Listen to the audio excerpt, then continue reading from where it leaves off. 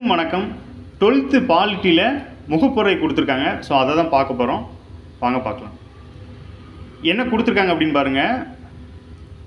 இந்திய மக்களாகிய நாம் உறுதியான ஒரு மனதான தீர்மானத்துடன் இந்தியாவை இறையாண்மை மிக்க மக்களாட்சி சமதர்ம மதசார்பற்ற குடியரசாக உருவாக்குகிறோம் அப்படின்னு கொடுத்துருக்காங்க. ஸோ இந்த வார்த்தை ரொம்ப முக்கியமானது. இதோட ஆர்டரெல்லாம் நம்ம ப்ரீவியஸ் இயரில் கொஸ்டினாக கேட்டிருக்காங்க. ஸோ இந்த லைனை கண்டிப்பாக அப்படியே பார்த்துக்கோங்க.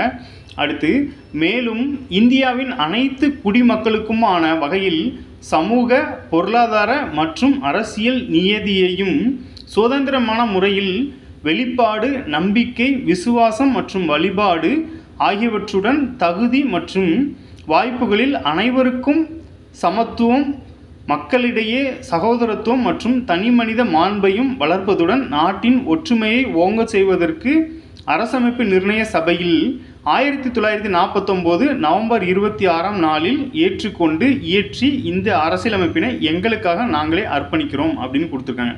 ஸோ இதில் முக்கியமாக அந்த ஆர்டர் இறையாண்மை மிக்க மக்களாட்சி சமதர்ம மதசார்பற்ற குடியரசாக அப்படிங்கிற ஆர்டரு, அது போக கீழே டேட்டு, இயர் 1949 நவம்பர் 26 அப்படிங்கிறது. ஸோ இதை தான் நம்ம அரசியலமைப்பு தினமாகவே கொண்டாடிட்டு இருக்கோம்.